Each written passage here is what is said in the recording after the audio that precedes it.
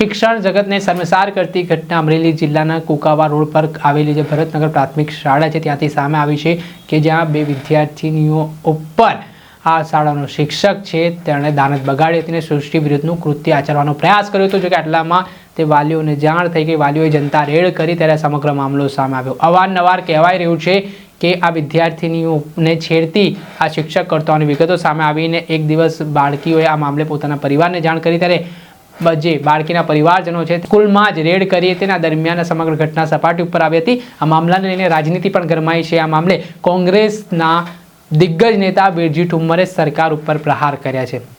તેમણે જે અમરેલી જિલ્લામાં ઘટના બની છે બાળકીઓ સાથે તે મામલે સરકારને આડે હાથ લેતા ગૃહમંત્રી હર્ષ સંઘવીના રાજીનામા સુધીની માંગ કરી છે। સાથે જ તેમણે મહેશ કસવાડા ઉપર પણ તેઓ બરોબરના વરસ્યા હતા અને તેમણે કહ્યું કે શરમ નામની કોઈ વસ્તુ હવે જાત બચી હોય તો હવે આ મામલે આરોપીનો વરઘોડો કાઢીને કાર્યવાહી કરવામાં આવે। એટલે તો મામલે શું કહી રહ્યા છે બિરજી ઠુમ્મર તે સાંભળી લો।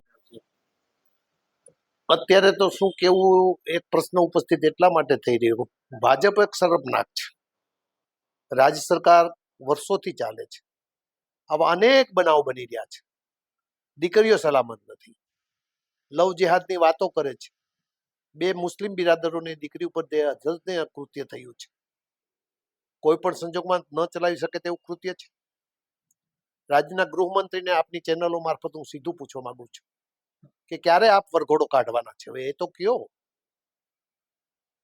સાવરકુંડલામાં દારૂ પકડાય છે, સાવરકુંડલામાં પેટ્રોલ પંપ સલામત નથી, કાયદાનું કામ કરી નાખે જેવી ફાંકા ફોજદારી કરતા કસવાડા ક્યારે આ કાયદાનું કામ કરશે? તો કયો અમરેલી જિલ્લામાં શું ચાલી રહ્યું છે? તમારા વંડામાં શું ચાલ્યું? કૌશિકભાઈ દંડક તમારા વિસ્તારમાં ગરીબ વિસ્તારની ભારતનગરની સ્કૂલમાં જે કૃત્ય થયું છે કોઈ પણ સંજોગમાં ક્ષમ્ય નથી। તાત્કાલિક અસરથી જો શરમ જેવી જાત હોય તો, શરમ જેવી જાત બીજી વાર દોહરાવું છું, ભારતીય જનતા પાર્ટીએ હોમ મિનિસ્ટર સંઘવીનું અત્યારે રાજીનામું માંગી લેવું જોઈએ। પણ કોને શરમ છે? શરમ વિહોણી ભારતીય જનતા પાર્ટીની સરકાર આવતીકાલે જામનગર વડાપ્રધાન આવી રહ્યા છે। હું સીધો વડાપ્રધાનને પૂછવા માંગુ છું કે આપ દેશના મુખ્યમંત્રી, રાજ્યના મુખ્યમંત્રી બન્યા ત્યારે પ્રથમ જો સભા થઈ હોય તો અમારા અમરેલીમાં થઈ છે અને રાજ્યના મુખ્યમંત્રી બન્યા આ દેશના વડાપ્રધાન બન્યા છે। બેટી બચાવોનો નારા આપનારી 11 વર્ષની દીકરીઓ ઉપર જે કૃત્ય થયું છે કોઈ પણ સંજોગોમાં ચલાવી ન શકાય તેવું છે। અહીંનો સાંસદ રાજીનામું આપે, અહીંનો દંડક રાજીનામું આપે અને તાત્કાલિક અસરથી ગૃહમંત્રીનું રાજીનામું આપીને ઘર ભેગા કરે તો જ મને લાગે કે ભારતીય જનતા પાર્ટીને થોડીક શરમ બચી છે। ડોક્ટર જીવરાજ મહેતાનો જિલ્લો આજે અસલામતી અનુભવી રહ્યો છે। પોલીસની કામગીરી બાબતમાં અમારે કહેવું નથી, ફરિયાદીઓએ મારી પાસે પોલીસની કામગીરી બરાબર કહી છે, ત્યારે પોલીસ આવા સિવિલ કોડ પ્રમાણે કામગીરી કરે તો બિરજી ઠુમ્મર એને પણ સેલ્યુટ કરવા તૈયાર છે।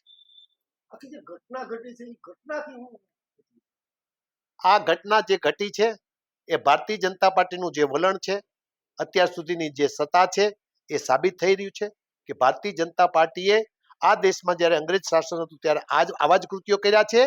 એના હવે વારસદારો આ કૃત્યોમાં આવી ગયા છે। ગુજરાત દિલ્હીની મુખ્યમંત્રી જે બન્યા છે, એક ડાન્સ કરનારી મહિલાને દિલ્હીની મુખ્યમંત્રી બનાવી છે, ત્યારે આ લોકો પાસે શું આની અપેક્ષા રાખવી? આ ભારતીય જનતા પાર્ટીનો હવે રિસલ્ટ ફિલ્મના રૂપમાં રજૂ થઈ રહ્યું છે।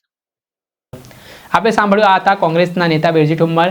તેમણે સરકાર સામે પોતાનો રોષ ઠાલવ્યો છે, તેમનો ગુસ્સો સાતમા આસમાને જોવા મળ્યો છે। ત્યારે ધારાસભ્ય સાવરકુંડલાના મહેશ કસવાડાએ પણ આ મામલે પ્રતિક્રિયા આપી છે। જે રીતે કોંગ્રેસે આરોપ કર્યા છે તેને લઈને તેમણે શું ખુલાસો મૂક્યો છે તે સાંભળી લો।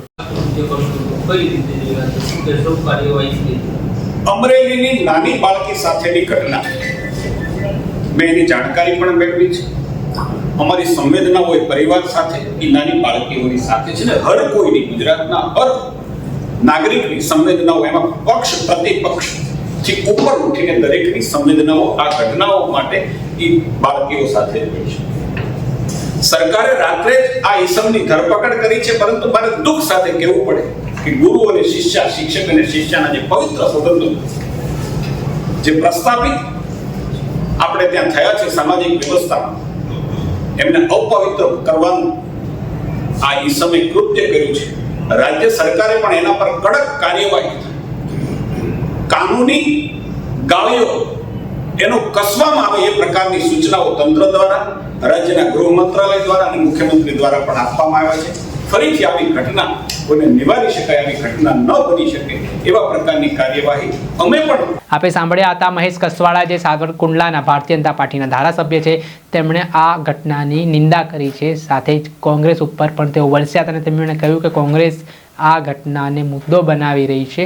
આરોપી સામે કડકમાં કડક કાર્યવાહી કરવા માટે તેમણે આશ્વાસન આપ્યું છે અને સાથે આ મામલામાં ગૃહમંત્રી હર્ષ સંઘવી અને મુખ્યમંત્રી ભૂપેન્દ્ર પટેલ પણ ગંભીરતા લઈ રહ્યા છે તે પ્રકારની વાત પણ મહેશ કસવાળાએ કરી છે. દર્શક મિત્રો, એન કવરેજ ન્યૂઝને આપ લાઇક કરી લો, સબસ્ક્રાઇબ કરી લો અને શેર કરવાનું ભૂલતા નહીં.